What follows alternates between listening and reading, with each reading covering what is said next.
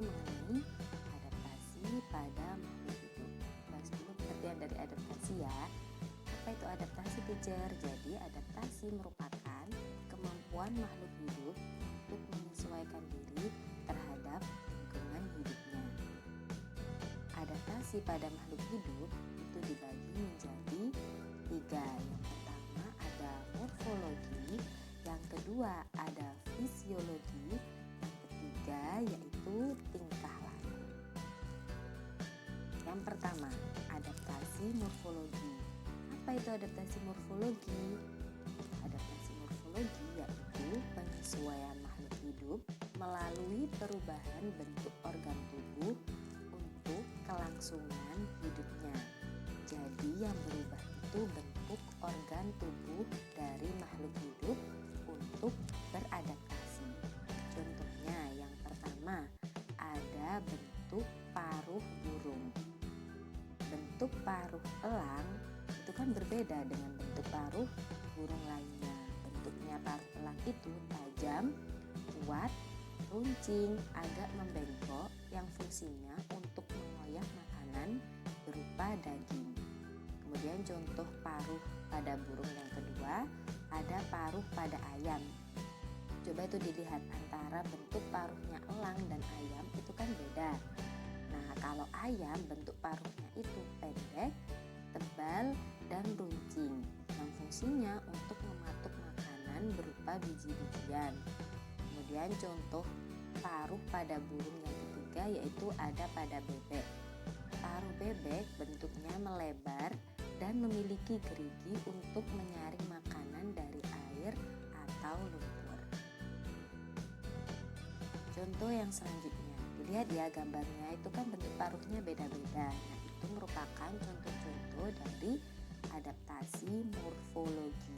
Jadi bentuk salah satu organ tubuhnya itu berbeda-beda sesuai dengan fungsi adaptasinya.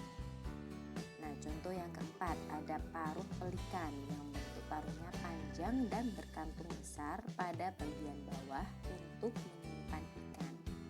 Kemudian contoh paruh yang selanjutnya ada paruh burung kolibri yang panjang, kecil, dan runcing untuk mengambil madu dari ikan. Nah, selain bentuk paruh pada burung, ada lagi yang merupakan salah satu bentuk adaptasi morfologi pada makhluk hidup. Kita stop dulu ya biar adik-adik bisa baca. Selain tadi kan contoh adaptasi morfologi yang pertama ada bentuk paruh pada burung. Sekarang yang kedua yaitu bentuk kaki burung. Nah, kaki pada burung itu kan bentuknya beda-beda. Itu dilihat pada nomor 1. Itu salah satu bentuk kaki burung yang ada pada ayam dan burung unta yang biasanya berfungsi untuk berjalan saja. Ciri-cirinya memiliki 3 jari menghadap ke depan dan 1 jari bagian belakang tidak tumbuh sempurna. Terus contoh nomor 2, bentuk kaki burungnya itu biasanya ada di kaki apa? Burung apa? Bebek ya kan, bebek, angsa itu biasanya kakinya kan bentuknya kayak gitu. Nah, itu fungsinya sebagai kaki perenang. Jadi biasanya kaki yang ada pada hewan-hewan yang hidupnya di air. Tuh. Nah, itu dilihat contohnya ada pada itik dan angsa. Ciri-cirinya jari kakinya itu berselaput seperti itu. Biasanya kan pakai renang ya kan. Nah, itu kan mirip bentuknya. Terus contoh kaki burung yang ketiga. Nah, itu bentuknya kukunya agak tajam, jarinya pendek dan memiliki cakar yang kuat. Nah, kalau punya bentuk kaki seperti itu biasanya dimiliki oleh burung-burung yang memakan daging. Jadi fungsinya untuk mencengkeram mangsanya. Makanya itu contohnya ada pada burung elang dan raja wali. Burung elang kan karnivora, makan daging. Itu biasanya dimiliki oleh burung-burung pemangsa. Kemudian bentuk kaki burung nomor 4. Nah, itu dilihat beda lagi kan? Itu biasanya bentuk kaki burung pemanjat. Biasanya contohnya ada pada burung pelatuk. Bentuk kakinya yaitu terdiri atas 4 jari dengan 2 jari berada di depan dan 2 jari lainnya berada di belakang. Dan bentuk kaki burung selanjutnya bentuk kaki petengger. Contohnya ada pada burung kutilang dan kenari. Ciri-cirinya jari kakinya panjang dan telapak kakinya datar untuk bertengger di ranting-ranting pohon. Dari kelima bentuk kaki yang ada di gambar itu yang dijelaskan sama teacher, itu kan beda semua ya bentuknya dan memiliki fungsi masing-masing. Tadi adaptasi morfologi, contohnya yang pertama ada bentuk paruh pada burung, terus kemudian yang kedua ada bentuk kaki pada burung, yang ketiga tipe mulut pada serangga. Ada 4 tipe. Yang pertama, tipe mulut yang fungsinya untuk menggigit saja, biasanya dimiliki oleh belalang. Terus kemudian tipe yang kedua ada tipe menjilat, biasanya dimiliki oleh lalat. Kan dilihat bentuk mulutnya itu beda-beda kan. Terus yang ketiga bentuk mulut penghisap, biasanya dimiliki oleh kupu-kupu. Kan dia fungsinya untuk menghisap nektar dari bunga atau madu.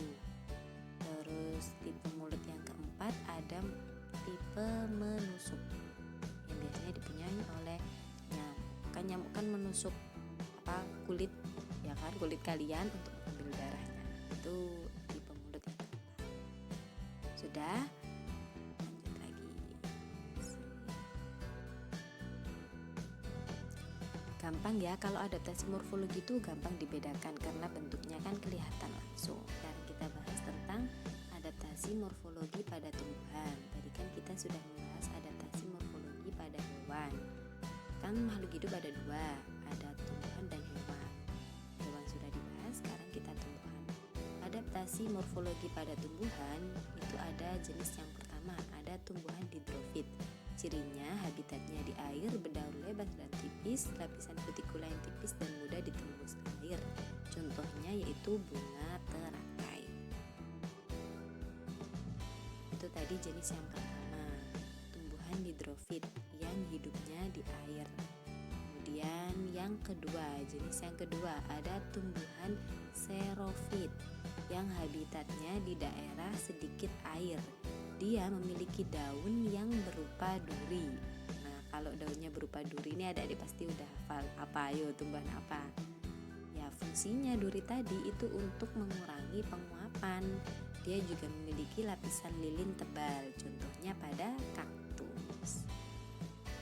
Adaptasi fisiologi merupakan penyesuaian makhluk hidup melalui fungsi kerja organ-organ tubuh untuk bisa bertahan hidup. Jadi yang beradaptasi itu fungsi kerja organ-organ tubuh. Yang pertama, contoh adaptasi fisiologi pada hewan yaitu sistem pencernaan khusus pada hewan ruminansia. Hewan ruminansia atau hewan pemakan rumput memiliki 4 ruang lambung yang menjadi rute pencernaan dan enzim khusus untuk mencerna rumput-rumput yang selnya berdinding selulosa. Jadi dia itu punya bentuk lambung yang berbeda gitu. Salah satu contohnya. Yang terakhir yaitu adaptasi tingkah laku. Adaptasi tingkah laku yaitu penyesuaian tingkah laku makhluk hidup terhadap lingkungan tempat hidupnya. Contoh yang pertama, ini pasti udah sering kalian dengar. Ada yang namanya mimikri. Biasanya dimiliki oleh hewan apa yo? Bunglon, benar. Mimikri adalah perubahan warna kulit hewan sesuai lingkungan tempat ia tinggal. Itulah kenapa bunglon bisa merubah warna tubuhnya menjadi hijau, coklat, biru, terserah dia. Pokoknya sesuai tempat tinggalnya dan kebutuhannya. Apabila bunglon tinggal di daun yang hijau, tubuhnya akan berwarna hijau seperti daun. Ketika dia tinggal di pohon ranting yang warnanya coklat, dia akan berubah warna jadi coklat ketika dibutuhkan. Itu ya, itu contoh adaptasi tingkah laku. Fungsinya untuk terhindar dari pemangsanya. Jadi dia merubah warna tubuh itu untuk menghindari mangsa, bukan karena iseng gitu ya.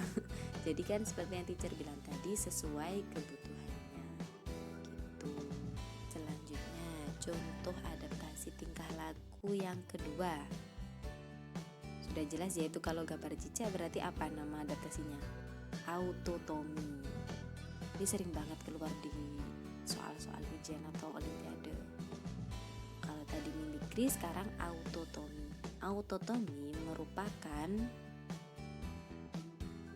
kemampuan cicak atau makhluk hidup yang mampu memutus bagian tubuh pada hewan untuk menjaga dirinya dari serangan musuh.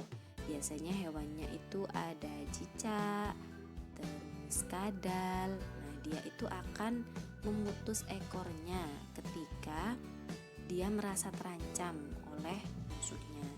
Nah, itu ada tulisannya. Contohnya pada cicak, ekornya yang lepas akan bergerak sehingga perhatian pemangsa beralih ke ekor tersebut dan cicak dapat menyelamatkan diri dari pemangsanya. Jadi meskipun ekornya sudah putus, dia nggak mati, dia tetap hidup. Fungsinya hanya untuk mengalihkan pemangsanya dari dia gitu. Wah, jago ya cicak ya. Contoh adaptasi tingkah laku yang selanjutnya yaitu hibernasi. Hibernasi ini biasanya dilakukan oleh hewan-hewan berdarah panas ketika musim dingin. Itu kan cadangan makanannya sedikit, jadi dia akan membutuhkan energi tambahan.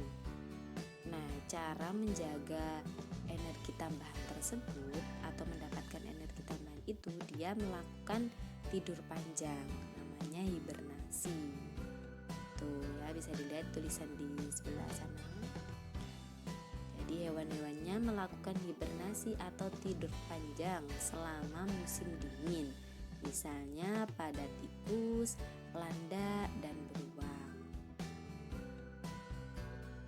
Adaptasi tingkah laku selanjutnya yaitu estivasi.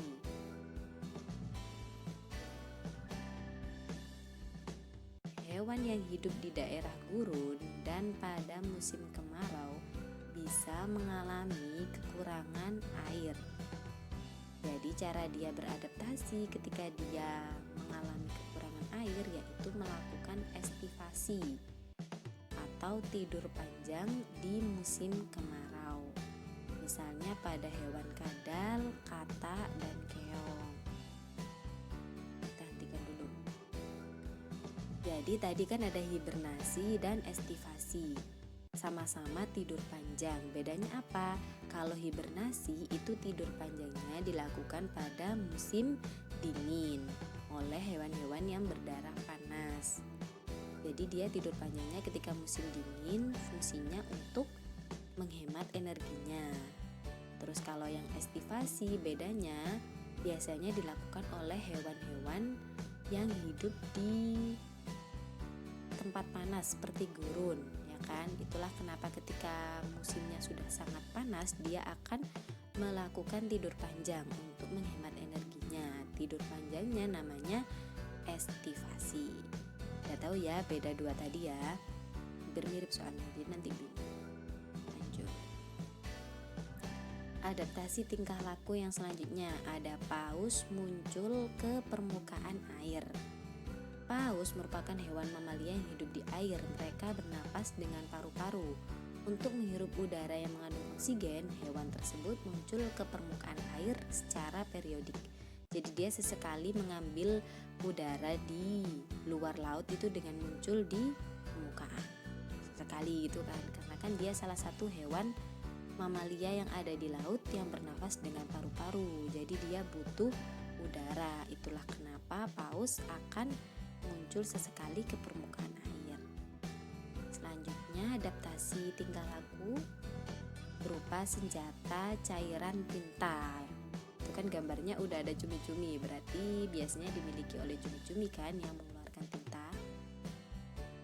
Oke, cumi-cumi dan gurita akan menyemprotkan tintanya dan berenang menjauh jika dalam keadaan bahaya.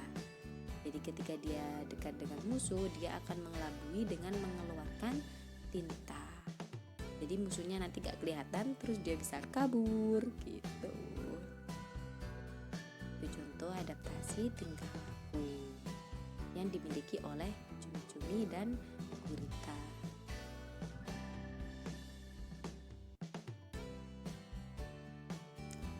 Ya sudah, itu tadi contoh-contoh adaptasi pada makhluk hidup. Semoga bermanfaat. Sekarang kita akan pembahasan soal dan latihan supaya kalian bisa lebih paham.